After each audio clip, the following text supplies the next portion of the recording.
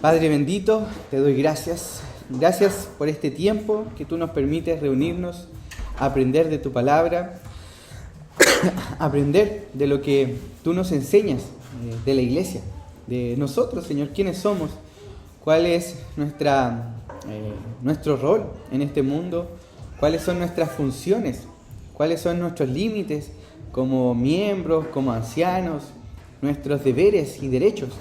Ayúdanos, Señor. Ayúdanos a recibir tu palabra con humildad, a atesorarla en nuestro corazón. También ayúdanos, Señor, a examinar si todo lo que se dice en este púlpito es tuyo, Señor, si es viene de tu palabra. Danos de tu sabiduría, guíanos, ilumínanos con tu Espíritu Santo, te lo rogamos. Y úsame a pesar de mi debilidad. En el nombre de Jesús, amén. Bien, hermanos. Vamos a estudiar en esta serie de Eclesiología 2 libros. ¿Ya? Eclesiología, para quien no sepa, es el estudio de la doctrina de la iglesia. ¿Ya? Eclesia, latín, y logía, ¿no es cierto?, estudio, o en el griego también. Ahí no me acuerdo si es griego o latín, pero creo que el latín es eclesia. Entonces, el estudio, así como está biología, antropología, etcétera, eclesiología vendría siendo el estudio de la iglesia. De eso sí estoy seguro. Entonces, para aquello vamos a estudiar este libro que se llama Las llaves del reino de los cielos. Que si se fijan, aquí en la portada está en inglés, y si tienen buen ojo van a ver que se publicó. No se ve muy bien, ¿ya? Pero se publicó en el año 1644, ¿ya? ¿Por qué? ¿Por qué vamos a estudiar un libro tan antiguo? Y esto podría constituirse, hermanos, como un estudio de las fuentes primarias, ¿ya?, sobre nuestra herencia bautista reformada en relación a cómo funcionamos como iglesia, ¿ya? Tenemos la confesión de fe. Los que ya pasaron el capítulo 26 se acordarán que ahí se hizo un estudio sobre la iglesia. Y es un estudio bien extenso. Ahora, ¿de dónde los hermanos sacaron eso? Claro, de la Biblia, ¿sí? Pero también de los estudios que hicieron los hermanos en ese tiempo, denominados congregacionalistas, ¿ya? Si alguno recuerda el movimiento puritano, que fue un movimiento de reforma dentro de la iglesia anglicana, la iglesia estatal, la iglesia que salió también de la reforma protestante de la iglesia católica, tenemos la iglesia anglicana, y dentro de la iglesia anglicana hubo una reforma, por decirlo así, un movimiento de hermanos llamados puritanos. De estos hermanos hubieron algunos que adoptaron la forma presbiteriana de gobierno de la iglesia, y ahí es de donde viene la palabra presbítero o anciano. Entonces la iglesia es gobernada por los ancianos. Los ancianos, usando el término que vamos a usar de aquí en adelante, tienen entonces las llaves del reino de los cielos. Sin embargo, los congregacionalistas, ellos vieron en la Escritura que las llaves eran compartidas. No era solo para los ancianos, sino que sí, los ancianos tenían un rol de autoridad o una llave de autoridad, pero también la iglesia, los hermanos, la membresía, tenía una llave de participación o de poder. ¿Ya? Entonces, dicho eso es como un pequeño contexto que nos va a ayudar a entender por qué es importante estudiar este libro. Por qué nuestra iglesia funciona de esta y no de otra manera, ¿ya? Porque, bueno, lo vamos a ver más adelante para no salirme del guión. Entonces, vamos a ver esta serie en 7 capítulos, si Dios lo permite, y el que nos toca hoy día 11 de mayo, es el siguiente: ¿qué son las llaves del reino de los cielos y cuál es el poder de las mismas? Más adelante vamos a ver de la distribución de las llaves, después del sujeto, receptor, etcétera, etcétera, ¿ya? Entonces, adelante.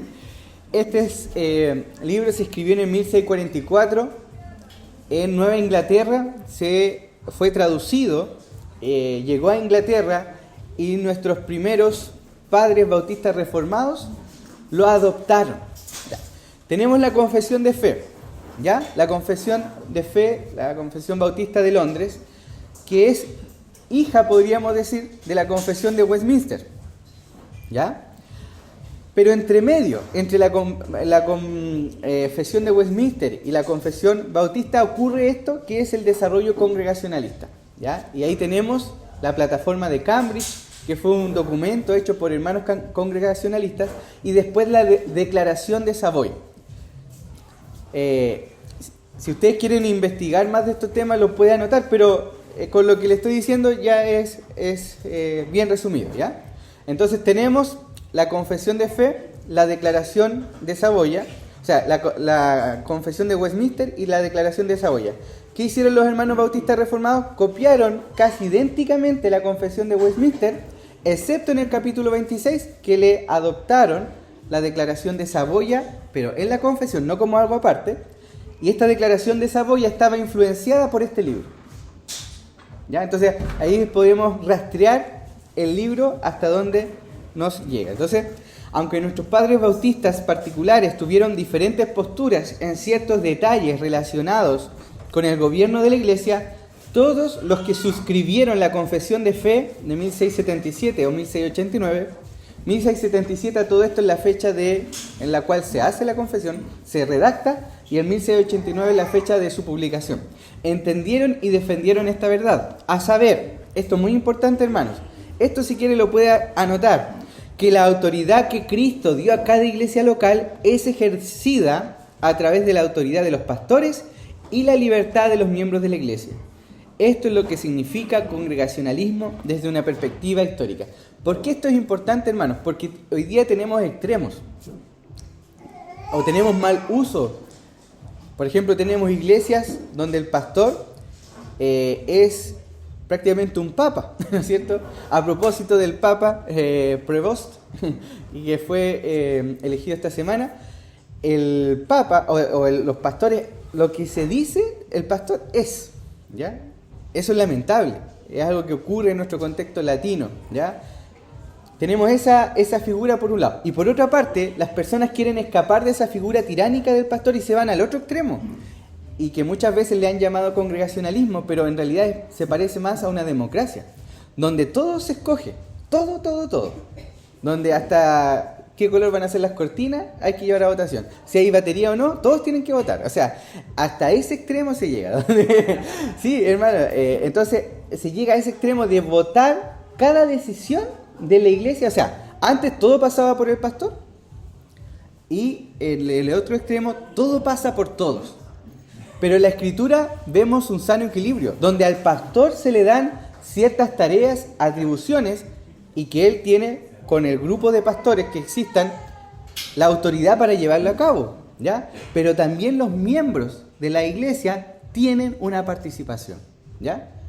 No son pasivos en la iglesia, ¿ya? Igual tienen las llaves. Aquí este símbolo del libro es porque se entiende llaves en plural, por eso son dos llaves, ¿ya? La C porque son de Cristo en realidad. Las llaves las tiene Cristo y Él se las dio en primera instancia a los apóstoles. Por eso aquí hay una A. Pero como los apóstoles hoy día ya no están con nosotros, esas llaves las tienen los presbíteros, una P de ancianos, y la iglesia, ¿ya? Eso es un dibujo muy útil para entender todo lo que vamos a ver con más detalle en estas próximas clases. Entonces, existe la discusión histórica sobre Mateo 16, 19. Esteban, por favor, fuerte y claro.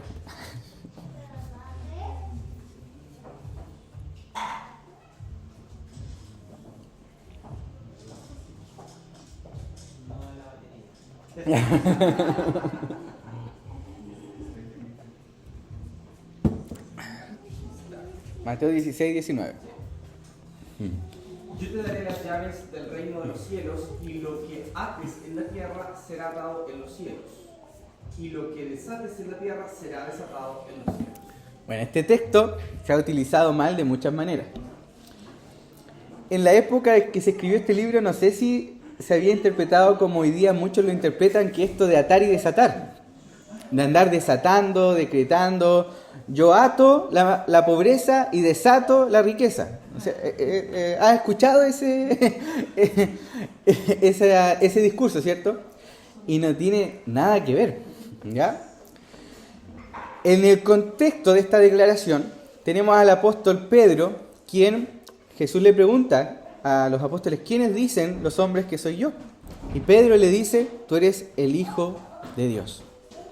Tú eres el Cristo, el Hijo del Dios viviente.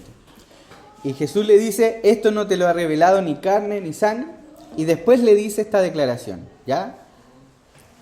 Y ahora muchos lo han entendido, y la Iglesia Católica, y a propósito de esta semana, muchos han entendido, los católicos romanos, que las llaves fueron dadas a Pedro, y después Pedro se las dio al siguiente papa, o al siguiente obispo de Roma. Y después, de obispo en obispo, de papa en papa. Porque al principio no se llamaban papas, fueron obispos. Obispo de Roma, ¿ya? Y después ya tenemos lo que hoy día ellos denominan la sucesión apostólica, ¿ya? Y ellos se toman de este pasaje, de este versículo, para decir que las llaves le pertenecen al Papa, como sucesor de Pedro. Y aquí tenemos, ¿no es cierto?, en la historia de la Iglesia, una de las razones por la cual existe o existió la Reforma, fue que Martín Lutero, él en su tiempo vio las inconsistencias, porque si el Papa tenía las llaves, y esto ya le estaba dando al Papa una cierta infalibilidad, o sea, lo que él decía no se discutía, pero ¿por qué si un Papa decía una cosa, después de los otros años otro Papa decía otra cosa, y Martín Lutero veía la contradicción? Y aparte veía la conducta de muchos de estos papas. No todos los papas a todo esto fueron malvados, sí, muchos de ellos, ¿ya? Pero a lo que voy, hermanos, es que finalmente este pasaje fue usado como base para el papado. Y claro, no podemos desconocer que Jesús le está diciendo esto a Pedro, ¿cierto? Exegéticamente hablando, le está hablando a Pedro. Pero sabemos que no solo le está hablando a Pedro, ¿ya? Si se recuerda en el estudio de Marcos, muchas veces Jesús hizo una pregunta, ¿y quién era el primero que respondía? Pedro. Y él hablaba por los demás también. No corría siempre con colores propios. Él representaba muchas veces a los demás. Entonces, en primera instancia, y esto lo vamos a ver más adelante, si las llaves fueron dadas a Pedro, pero en el contexto de los apóstoles. Eran 12 apóstoles. Y estos apóstoles ya no existen, por lo tanto esas llaves fueron traspasadas, por decirlo así, en una sucesión a los pastores y a la iglesia. O a los pastores y miembros. ¿Ya? ¿Sí? Yo pensaba todavía a propósito de la elección de Papa, que la interpretación de que las llaves se los hubiese dado Jesús directo a Pedro es comprensible. Sí. Pero lo de la sucesión apostólica no tiene ninguna base si uno lo mirara así, digamos, con exacto. quiero saber que ya está bien, lo entendieron mal, si una, Sí. una interpretación que se puede dar, que le digo ya de Pedro, ya, pero ¿y la sucesión apostólica en qué parte se la dijo? Exacto. No está presente. Sí. No, y lo otro es que se la dio a Pedro, pero se la dio como apóstol, como anciano, que Pedro también se identifica como anciano, o como discípulo. Entonces, si se la dio como discípulo, nosotros somos sus discípulos. Todos. Si se la dio como anciano, también están los ancianos. Y ahí no se contradice, ¿no es cierto? Primero Luis y después él. ¿Ya? Sí, ahí hay que tener igual cuidado cuando uno debate este tipo de cosas con los católicos. Porque Sí. es verdad, nosotros no vamos a defender el tema de la Biblia, Sí. pero ellos tienen en la misma altura la categoría de la tradición. Sí. Entonces, ellos no van a citar necesariamente un texto bíblico, sino que van a ir a la tradición católica. Exacto. Y por lo tanto, ahí es donde uno tiene que tener cuidado, porque dice, no está en el texto. Sí, y ellos Sí. van a admitir, no está directamente en el texto. Pero vamos a ir a este concilio y a tal Exacto. cosa que ellos van a atacar desde ese punto de vista y de repente nosotros somos ignorantes también. Exacto, sí, es muy importante, Luis. Y ahí tenemos que recordar el principio de sola escritura. O sea, reconocemos las distintas autoridades que tienen ciertos documentos, pero la autoridad final la tiene la Biblia. ¿Sí, Eric? ¿Qué significa Jesús le dijo a Pedro, a ti te entrego las llaves del reino. Eso lo vamos a ver, sí, enseguida, sí. Sí. Sí, porque esto es muy importante, pero déjenme un segundito, para no adelantar. Entonces tenemos lo que han interpretado los católicos, que es a Pedro y después a sus sucesores. Después tenemos nuestros hermanos presbiterianos, que ellos han interpretado que, claro, Pedro estaba dentro de los apóstoles, esto fue entregado a los apóstoles, y los apóstoles entregan esto a los ancianos. Por lo tanto, solo los ancianos son los que tienen las llaves, ¿ya? Y esto, ¿cómo se ve en la práctica? Voy a hacer una breve mención a la pregunta de Eric. ¿Cómo se ve en la práctica? ¿Quiénes reciben miembros o quiénes expulsan miembros? O a personas de la iglesia, ¿ya? Miren, así como en cada esfera o cada institución que el Señor hizo, por ejemplo, tenemos la familia, tenemos el Estado, tenemos la iglesia. En cada uno de estos, el Señor dio autoridad a la familia, al Estado, a la iglesia. Y cuando se transgreden los principios de esa institución, hay consecuencias. En la familia, por ejemplo, está la disciplina que ejercen los padres con amor.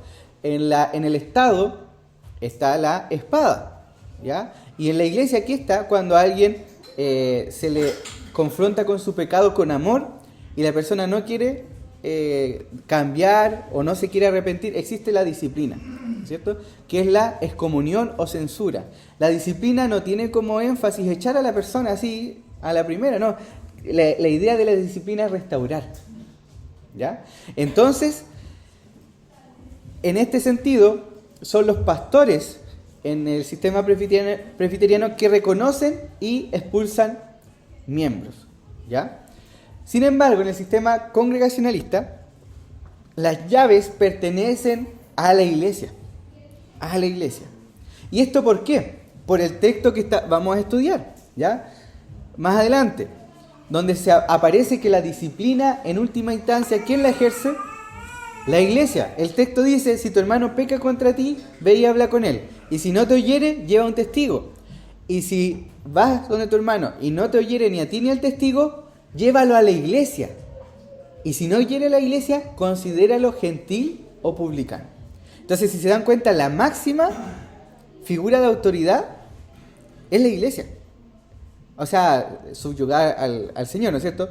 Pero la máxima instancia, porque no es el hermano solo. No son los pastores los que tienen la autoridad para decirle, hermano, usted no se ha arrepentido, usted debe, ya es expulsado, ¿ya? No lo llevaron aquí a los pastores solamente, sino que el Señor dice que lo lleven a la iglesia. ¿Sí? Una pregunta sobre eso mismo, algo que está ligado a la iglesia como comunidad, ¿no es cierto? Sí.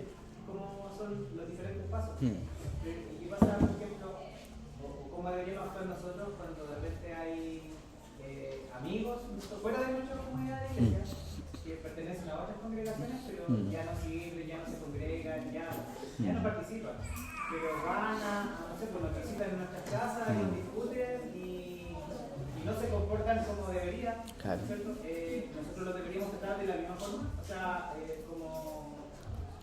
ya como la etapa final, porque ya no tenemos con quién ir en primera instancia, o sea, ya pusimos las primeras partes.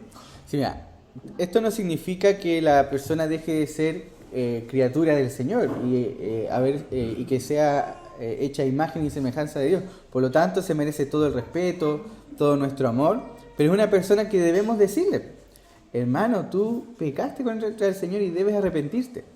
Y si él no dice, no, me da lo mismo, o él mismo ya no se considera cristiano, ya no le podríamos seguir llamando hermano porque sería mentirle, ¿ya? Podríamos compartir con él, sí, pero con la idea de recuperarlo, de decirle, hermano, vuélvete al Señor. Y lo que en términos prácticos significa la excomunión no significa que se le van a cerrar todas las puertas de la iglesia, pero sí van a haber límites, se le van a dejar límites a esa persona, dependiendo de su pecado. No sé si tenemos un caso muy grave, probablemente tengamos que tomar la decisión de que esa persona no entre. Si es un caso muy grave, ¿ya? Pero si son casos ya más, no tan difíciles y la persona se compromete ya después a tomar volver al camino, por decirlo así, claro, se puede seguir viniendo, pero se le limitan ciertas cosas como la cena del Señor, ¿ya? Hasta que haya una restauración, ¿ya? Entonces, en el caso de amistades, por amor a ellas, debemos decirle las cosas, ¿ya? Y si esta persona te dice, no, si yo igual soy hijo de Dios, yo igual creo en el Señor, yo tengo mi relación con el Señor, pero si no se está congregando, no está dando fruto. Entonces ahí sería mentiroso de nuestra manera, de nuestra forma, y con muy poco amor de nosotros decirle, bueno, quédate así como estás estás bien, ¿no? Con amor debemos decirle, no corresponde que estés así, ¿ya? Entonces, ahora vamos a responder la pregunta de Eric. ¿Qué son las llaves del reino de los cielos y cuál es el poder de las mismas? Entonces, y a ti te daré las llaves del reino de los cielos, y todo lo que atares en la tierra será atado en los cielos, y todo lo que desatares en la tierra, será desatado en los cielos. ¿Ya? Vamos a ver entonces qué se entiende aquí por reino de los cielos. Primero, cuáles son las llaves de este reino y en qué consiste la entrega de las mismas, cuáles son las acciones de estas llaves, cuál es el objeto de estas llaves y el sujeto receptor de este poder. Luis, por favor, ¿puedes buscar Mateo 18 del 15 al 20? Aquí hay un principio, hermanos, que tenemos que recordar. La escritura se interpreta con la escritura. Entonces, cuando alguien lee este pasaje de atar y desatar y empieza a atar la pobreza, a desatar la riqueza, sin leer Mateo 18, que es un par de capítulos nomás, un par de hojitas, se ahorrarían mucho circo, mucho espectáculo, ¿ya? Innecesario. Miren lo que dice Mateo 18 del 15 al 20, ahí queda clarísimo cuál es la función de las llaves, ¿ya? Mateo 18 del 15 al 20, por favor, hermano. Por tanto, si tu hermano peca contra ti, ve y repréndele estando tú solo y él solo. Si te oyere, has ganado a tu hermano. Mas si no te oyere, toma aún contigo a uno o dos, para que en boca de 2 o 3 testigos conste toda palabra. Si no los oyere a ellos, dilo a la iglesia, y si no oyere a la iglesia, tenle por gentil y publicano. De cierto os digo, ojo con esto, que todo lo que atéis en la tierra será atado en el cielo, y todo lo que desatareis en la tierra será desatado en el cielo. Otra vez os digo que si 2 de vosotros se pusieren de acuerdo en la tierra acerca de cualquier cosa que pidieren, les será hecho por mi Padre que está en los cielos, porque donde están 2 o 3 congregados en mi nombre, allí estoy yo en medio de ellos. Bien.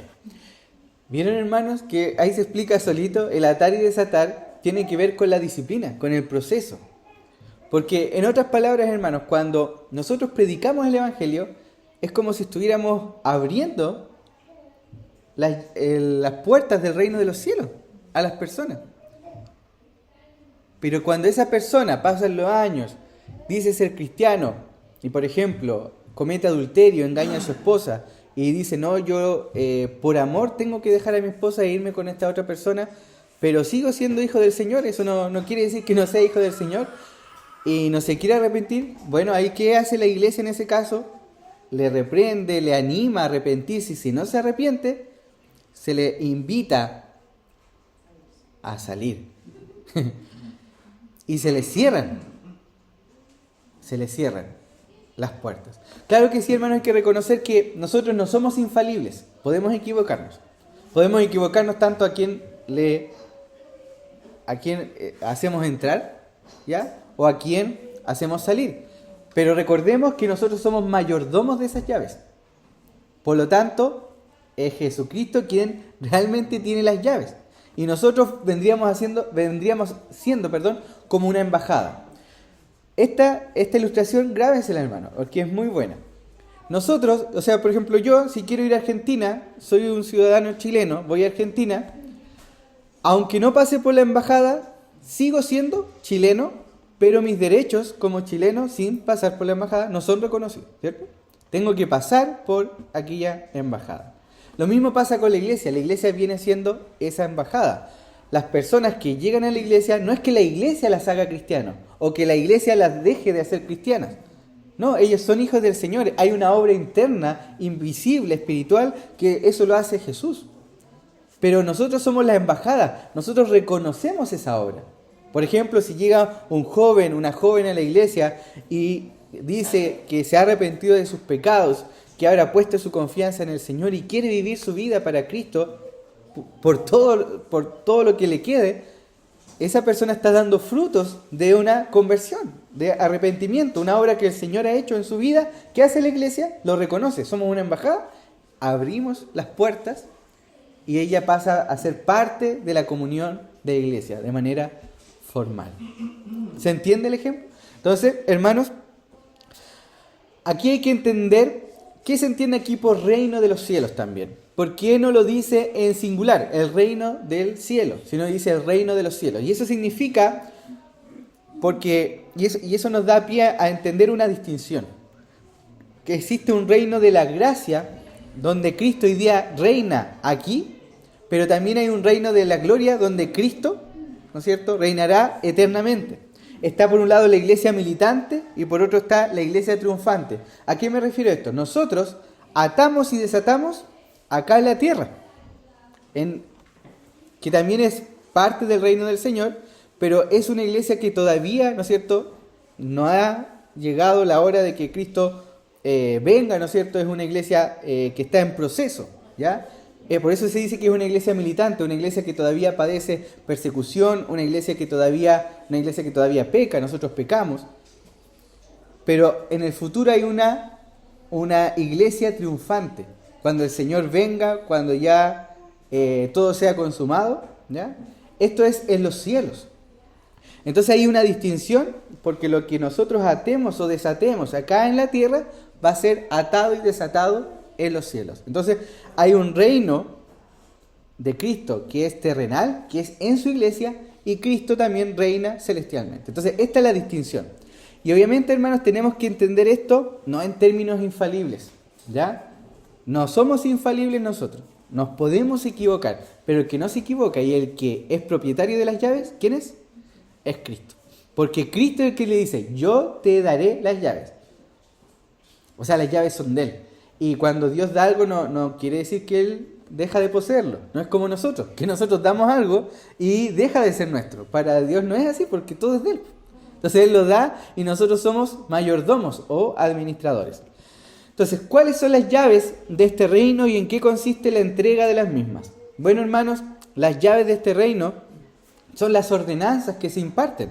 Es la misma predicación de la palabra, es la administración de los sellos, de las ordenanzas, de la Santa Cena, bautismo, la disciplina en caso de, es el uso, ¿ya? La iglesia, Dios le ha dado esa autoridad, ¿ya? Jesús cuando resucitó dijo, toda autoridad o toda potestad me ha sido dado en el cielo y en la tierra, por tanto, id y haced discípulos. Entonces esa autoridad que Cristo tiene es una autoridad que le da a cada iglesia local que predica la palabra, que ejerce las ordenanzas, que ejerce también la disciplina cuando tenga que hacerlo. Hermano, esto es muy importante porque cuando no se ejerce la disciplina es como la levadura. Un poco de levadura puede leudar toda la masa. O un tomate, ¿no es cierto?, que está contaminado puede contaminar a todo el cajón. Entonces, en serio que la disciplina, hermano, es una muestra de amor por el hermano que está pecando y una muestra de amor por toda la iglesia también.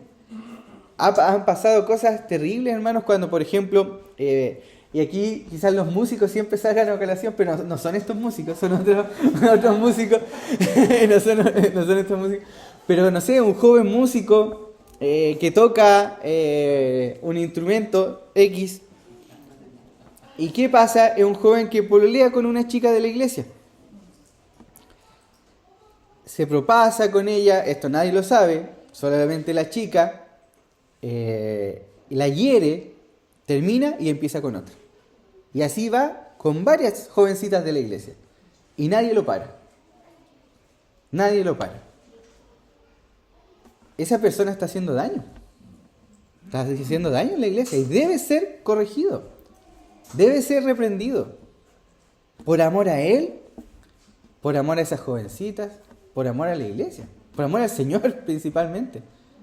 Porque él viene a buscar una iglesia pura y santa. ¿Ya? Entonces, esto es muy bueno, hermanos, que lo entendamos y que entendamos el corazón de esto, que no es andar buscando la paja en el ojo ajeno sin ver nuestra viga, ¿no? Si realmente aquí estamos hablando de un proceso que debe ser llevado con amor. Entonces, ¿qué nos dice la confesión? En el ejercicio, aquí estamos hablando del capítulo 26, párrafo 5, en el ejercicio de este poder que le ha sido confiado, el Señor Jesús, a través del ministerio de su palabra y por su Espíritu, llama a sí mismo del mundo a aquellos que le han sido dados por su Padre, para que anden delante de Él en todos los caminos de la obediencia que Él les prescribe en su palabra. A los así llamados les ordena andar juntos en congregaciones concretas o iglesias, para su edificación mutua y la debida observancia del culto público que Él requiere de ellos en el mundo. Después el párrafo 7 dice: a cada una de estas iglesias así reunidas, el Señor, conforme a su voluntad declarada en su palabra, ha dado todo el poder y autoridad en cualquier sentido necesario para realizar el orden en la adoración y en la disciplina que Él ha instituido, para que lo guarden, juntamente con mandatos y reglas para el ejercicio propio y correcto y la ejecución del mencionado poder. Entonces aquí cada iglesia, hermanos, el Señor le ha dotado con estas llaves. Y como dije al principio, estas llaves las ejercen los ancianos de una manera, pero también la membresía, ¿ya? Aquí hay que distinguir, hermanos, ¿por qué se nos dice llaves y no se nos dice cetro o no se nos dice espada? Porque esto es una metáfora, claramente está. No es que tengamos realmente una llave por ahí guardada, ¿ya? Es una metáfora, de la misma manera que está la metáfora de la espada, cuando dice que el gobierno usa la espada. Y eso es para referirse al castigo, ¿no es cierto? Entonces en la iglesia nosotros no tenemos la espada. No somos llamados a castigar en el sentido de quitarle la vida a una persona, ¿ya? Eso es algo que Dios solo le permite al Estado. Por otra parte, a la iglesia tampoco se nos ha dado el cetro. ¿Qué es un cetro? Donde el rey hace lo que le place, ¿no es cierto? Nosotros no tenemos el cetro, ¿ya? Nosotros como iglesia no creamos leyes para las personas. Los pastores no tenemos la autoridad de crear, de imponer cosas que no están en la Escritura. Sí tenemos la autoridad de predicar y enseñar lo que está en la Escritura. Entonces, Cristo tiene la espada, obviamente, tiene las llaves y tiene el cetro. Pero a la iglesia solamente le ha dado o le ha entregado como mayordomo solamente las llaves. Y esto, hermanos, ¿cómo lo podemos entender de esta manera? Hay que comparar ciertos versículos de la Biblia y entender que la figura de las llaves siempre se usa en términos humanos a mayordomos o administradores. Karin, tú puedes buscar Isaías 22:15, después el 22. Eric, tú puedes buscar Génesis 43:19. Aquí vamos a ver un uso común que se habla sobre las llaves.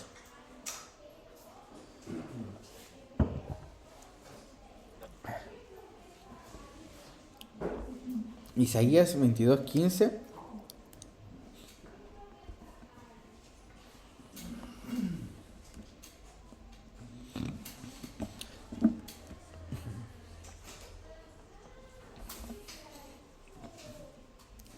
Así dice el Señor, Dios de los ejércitos, anda, va ese mayordomo a Serna, que está encargado de la casa real, y dile: ¿qué es lo tuyo aquí y a quién tienes aquí, que te has labrado aquí un sepulcro, como el que labra en alto un sepulcro, como el que esculpe una morada para sí en la peña? Y ahora el 22. Aquí está hablando de un mayordomo, ¿ya? En el contexto, que se le entrega el 22. 22. Y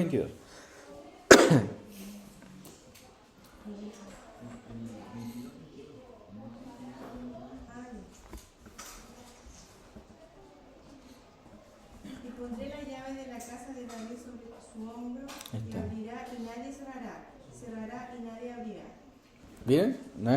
¿Vieron cómo se usa ahí la Biblia? La llave es para abrir, ¿no es cierto? Cerrar es para administrar la casa, ¿ya? Comparemos con Génesis 43, 19. Entonces se acercaron al mayordomo de la casa de José y le hablaron a la entrada de la casa. Ya, entonces, esta idea de mayordomos es la que tenemos que entender. Nosotros no somos los propietarios de las llaves, no somos infalibles, podemos incluso equivocarnos. El que es dueño absoluto de esa llave es Cristo, ¿ya? Ahora, ya teniendo en cuenta que estas llaves son para mayordomía, se elimina de nuestra mente la idea de nuestra soberanía en este aspecto. Es una autoridad delegada, la misma autoridad que tienen los padres, por ejemplo. Los padres no tienen una autoridad per se, sino una autoridad delegada sobre sus hijos, ¿ya? Lo mismo, la iglesia, Dios le ha dado una autoridad, y dentro de la iglesia tenemos a los oficiales, que son los ancianos, que tienen una autoridad también dada por el Señor, y la iglesia, que también tienen una participación. Entonces, este abrir y cerrar, atar y desatar, hay que entenderlo también de acuerdo a lo que dice Apocalipsis 3:7, Bárbara, para entender que nos quede claro que aquí nos estamos refiriendo a que somos mayordomos. Escribe al ángel de la iglesia en Filadelfia, el santo, el verdadero, el que tiene la llave de David, el que abre y nadie cierra, y cierra y nadie abre. Dice esto. ¿De quién se está hablando aquí? ¿De Jesús? Jesús es el que tiene la llave de David, el que abre y nadie cierra, ¿ya? Entonces, hermanos, este abrir y cerrar es como lo explicaba delante, es soltar. No, perdón. Nosotros cuando tenemos una llave es para abrir al tiro una puerta, ¿cierto? Pero en esa época no existían a ese nivel las puertas tan elaboradas. Entonces había como un cordel, entonces las llaves servían para desatar y ahí se abría. Entonces este atar y desatar tiene que ver con puertas, ¿ya? Tiene que ver con llaves. Esa es la metáfora detrás, ¿ya?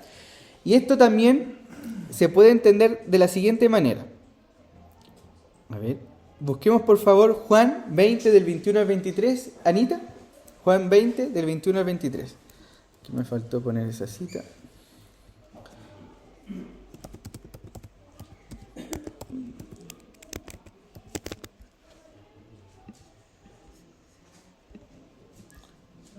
Sí, por favor. Entonces Jesús les dijo otra vez: paz a vosotros. Como me envió el Padre, así también yo os envío. Y habiendo dicho esto, sopló y les dijo: recibid el Espíritu Santo.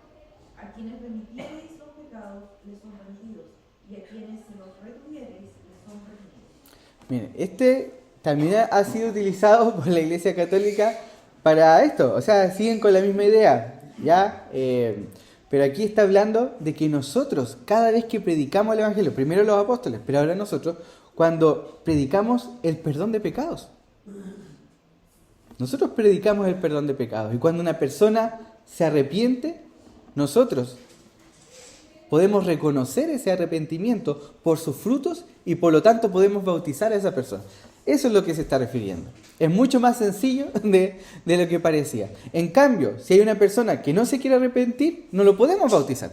No le podemos decir, bueno, tú, yo quiero ser cristiano, yo quiero seguir a Dios, pero sigue viviendo su vida como Él quiere. No le podemos decir, bueno, el Señor te ha perdonado. No, porque no, hay una contradicción.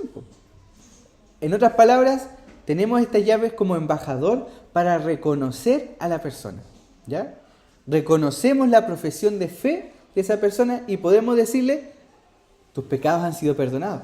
Eso es lo que significa bautizar. Cuando bautizamos a alguien, estamos reconociendo públicamente que los pecados de esa persona han sido perdonados. Insisto, hermano, esto es algo exterior. Esto ocurre en el fuero externo. Pero en el fuero interno eso es algo que el Señor hace, es algo espiritual, algo invisible, pero que Dios le dio las llaves a la iglesia para reconocerlo como una embajada, ¿ya? Entonces, ¿cuál es el objeto de estas acciones, el cual debe ser atado o desatado y recibe el nombre de todo lo que atéis? Aquí cuando dice todo, no es todo literalmente, hermanos, porque está hablando de un objeto, ¿ya? Aquí la iglesia no puede ir a atar y desatar al Estado, por ejemplo. No, pues tiene esa autoridad sobre sus miembros. Y una iglesia local también sobre sus miembros. Esto tiene que ver con la delimitación de la autoridad o de la mayordomía que el Señor ha dado. Cuando el Señor te hace, o un señor de la antigüedad hacía mayordomo a una persona, lo hacía de una propiedad en común. O sea, de una propiedad. No lo hacía mayordomo de todo. Así el Señor le ha dado la mayordomía a la iglesia para ver los asuntos de la iglesia. La iglesia no se puede mezclar en este sentido con el Estado. Sí lo puede influir, ¿sí? Eso sí, pero llegar, ¿no es cierto?, a, por ejemplo, lo que hizo la Iglesia Católica, Apostólica Romana, como la Inquisición, que es llevar la autoridad, es mezclar las llaves con la espada, ¿ya? Eso es un error, y es porque no se tenía claro esto, entre otras cosas. Entonces, lo que hay que desatar, o lo que hay que atar o desatar, son las cosas, y en este caso específico, el pecado y las personas, ¿ya? Aquellos que los cometen, porque se está hablando de perdonar los pecados, ¿ya? O de remitir, y la otra palabra era retener. ¿Lo puedes leer de nuevo, por favor? ¿Quién lo leyó? Se me olvidó la palabra. Remitir, y la otra, el antónimo era... Dice, a quienes les remitieres sus pecados son remitidos. ¿Sí? Se los retiere. Ya, remitir y retener, ¿ya? Remitir en el sentido de que sí se acepta eso, y retener, no, que se le dice a la persona, no, tú no te puedo bautizar si es que tú sigues en esta vida. Entonces, tenemos usos de esto. Por ejemplo, en nuestra vida común y corriente, hermanos, nosotros, ¿usted lo había pensado? ¿Usted tiene esas llaves? Y obviamente los pastores lo ejercemos de un modo especial los domingos, cuando predicamos o cuando bautizamos. Pero cada miembro de la iglesia participa en esto también. Cuando predica a su hermano o a una persona. Cuando discipula a otro. Hermano, ¿acaso usted no ha tenido y si no la ha tenido, yo le invito a tener ese tremendo privilegio de tomar a una persona que recién está llegando a la iglesia con interés y invitarla a su casa, discipularla, empezar a enseñarle la palabra, y en el tiempo usted va viendo que esa persona está dando frutos. Y esa persona dice que ha confesado sus pecados, que se ha arrepentido de sus pecados, y tú le puedes decir, si tú te has arrepentido del pecado, el Señor te acepta. Sigue caminando por fe y ahora bautízate. Hermano, es una experiencia tan hermosa que no solo los pastores estamos llamados a vivirla. Cada persona, cada miembro de una iglesia está llamado a eso. A predicar el evangelio, discipular, y en algún momento esa persona que discipula va a ver por los frutos de la persona, por la misma confesión de la persona, esta persona quiere bautizarse. Vamos a hablar con el pastor va a hacer una entrevista, va a hacer algunas preguntas, y va a evaluar entre muchas cosas, y finalmente esa persona va a ser bautizada. Va a entrar al reino de los cielos. Desde el punto de vista de una embajada. Porque desde el punto de vista espiritual ya entró, porque a eso no lo mediamos nosotros. Es algo totalmente espiritual, ¿ya? Entonces, a través del evangelismo, de la predicación, del discipulado, de la disciplina, la iglesia va ejerciendo esto. Entonces, hermano, esto es tremendo, porque esto a usted, en el buen sentido de la palabra, lo empodera. En el buen sentido de la palabra, porque ya usted no es una persona pasiva sentado en la banca de la iglesia. No, usted es una persona activa. Usted es activa desde el momento que escucha la palabra y ve si lo que yo estoy predicando es de acuerdo a la Biblia, y es activo también en inmiscuirse en los asuntos que usted debe inmiscuirse, porque hay otros, claro, que no, pero hay asuntos en los cuales usted debe inmiscuirse, debe investigar, debe ayudar. Para hacerlo más claro, nosotros como iglesia tenemos un sistema de membresía, ¿ya?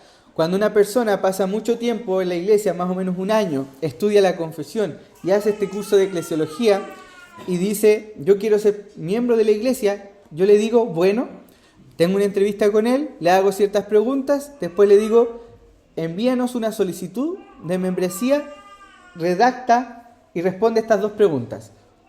¿Cuál es tu testimonio de conversión o cómo llegaste a creer y arrepentirte y por qué quieres ser parte de la iglesia? Yo recibo ese documento, lo leo y después lo comparto con todos los miembros, que a esta altura somos cerca de 38 somos, ¿no? 30 y tantos. 36. Y lo comparto con todos los miembros, los 36. Y los miembros tenemos un plazo de 2 semanas para presentar alguna observación de esa solicitud. Y ahí es una tremenda responsabilidad.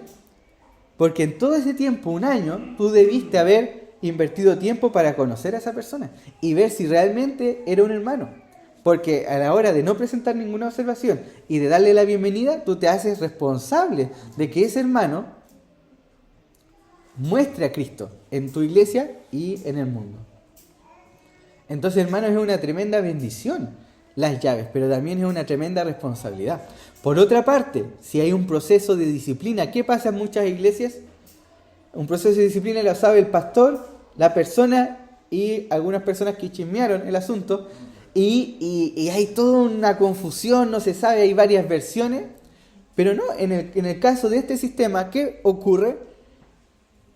Al principio es privado, ¿no es cierto?, con testigos, pero ya llega un punto en cuando la disciplina ya es pública, se llama a todos los miembros. Y los miembros votamos. Se expone el caso ante todos los miembros. Y hay transparencia, ¿ya? Entonces, hermanos, ser miembro del cuerpo de Cristo no es ser pasivo, no es ser consumista. Muchas veces en nuestro contexto tenemos la idea de que venimos a consumir a la iglesia. El consumismo y el individualismo ha permeado en nuestro país, hermano. Y venimos muchas veces de manera individualista, yo, primero, segundo, tercero, no miro al de al lado, no me preocupo por mi hermano. Y por otro lado, consumista. Y eso no es lo que nos enseña la palabra. La palabra nos invita a comprometernos con una iglesia local, a amar a nuestros hermanos. A tal punto que si tenemos que decirle a un hermano, hermano, vuélvete al Señor, se lo podamos decir con amor. Entonces, ¿quién es el sujeto receptor de este poder? ¿O a quién se le otorga este poder? Como decíamos al principio, es Pedro quien recibe las llaves, pero no se aclara si las recibe como apóstol, como anciano o como discípulo. Apóstoles ya no existen. Ancianos existen. Discípulos o miembros existen. Entonces, San Agustín, del siglo V, no se equivocó al decir que Pedro recibió las llaves en nombre de la iglesia. Sí, hermano, el texto es claro, Pedro la recibió, pero eso, no, como decía Luchito, nos da pie a la Anita, nos da pie a la sucesión, ¿ya? Sí, Pedro recibió, pero no la recibió solo él, la recibió en representación también de sus hermanos. Es más, si hubiese sido así, como los católicos dicen, ¿quién hubiese presidido el concilio de Jerusalén que se narra en Hechos 15? Pedro. ¿Pero quién lo presidió? Santiago, el hermano de Jesús. Entonces, hermano, no hay evidencia de que este versículo se use para esa práctica. Sí se usa para entender, hermanos, que Jesús va a edificar la roca, va a edificar su iglesia sobre la roca, que es el conocimiento, confesión de personas. Porque muchas veces se ha tendido a separar, como decir, no es sobre Pedro, sino que es sobre lo que confesó Pedro. Pero lo que confiesa Pedro no está separado de la persona, ¿no es cierto? Cristo, entonces, ¿cuál es la roca sobre la cual se fundamenta la iglesia? Personas, ¿no es cierto? Es Cristo, pero a través de también personas que confiesan a Cristo. Recordemos, hermanos, que Cristo es la roca, pero nosotros estamos unidos a Él por medio de la fe. Es por eso que nosotros tenemos esta doctrina y práctica de esta manera. No relacionamos solo al apóstol Pedro con esta bendición o con esta mayordomía de las llaves, sino que, como vemos en la evidencia del Nuevo Testamento, es para la iglesia. Y aquí hay textos que yo les invito a que ustedes los busquen en su casa, pero en Juan 20:21 se habla de remitir y retener. En Hebreos 13:17 se habla de la autoridad que tienen los pastores. En 1 Timoteo 5:17 también. Y en Mateo 18, del 17 al 18, la autoridad que tiene la iglesia. Entonces es contra toda evidencia decir que Pedro en solitario ejerció estas llaves. No hay evidencia. Sí, él confesó en primer lugar, eso lo dice el texto, pero en la práctica se ve que esas llaves las tuvieron los apóstoles y después se las delegaron a los ancianos y a las congregaciones. Eso, hermanos. ¿Dudas, preguntas, comentarios?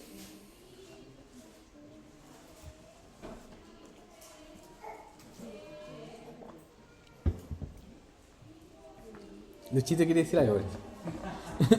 Tienes cara de decir, te conozco. Dígalo nomás, dígalo. Es que, haciendo referencia a eso de la roca, siempre los católicos igual sacan este texto, y cuando uno lee directamente el texto, y en griego creo que incluso es más evidente, Sí. dice, evidentemente aparece después de que Pedro le pregunta a los discípulos sobre quién dice la gente que soy yo y quiere ponernos a ti. Después a Pedro le dice, porque tú eres Pedro. Cristo. Cristo, Simón, sí. el hijo del Dios viviente. Entonces respondió, bienaventurado eres Simón, lo trata de Simón primero. Hijo de Jonás, porque no te lo reveló carne ni sangre, sino mi Padre que está en los cielos, y yo también te digo que tú eres Pedro. Y nos le dice, y sobre ti, Exacto. sino que sobre esta roca edificaré mi iglesia. Sí. Así que habla sobre el objeto, no por la persona. Exacto. Exacto. ¿Sí? Eso. Ya preguntamos. Me olvidé. Bien, hermanos, si le quedaron, gracias Luchito, si le quedaron dudas, hermanos, tráigala anotada. Yo les recomiendo, hermanos, que si a usted les sirve anotar, traiga una libreta, o si no, igual voy a subir estas grabaciones a YouTube, ya, como modo podcast, como se subieron las de Hechos, ¿ya? Eso, hermanos. ¿Alguien más? ¿No? Ya. Oremos.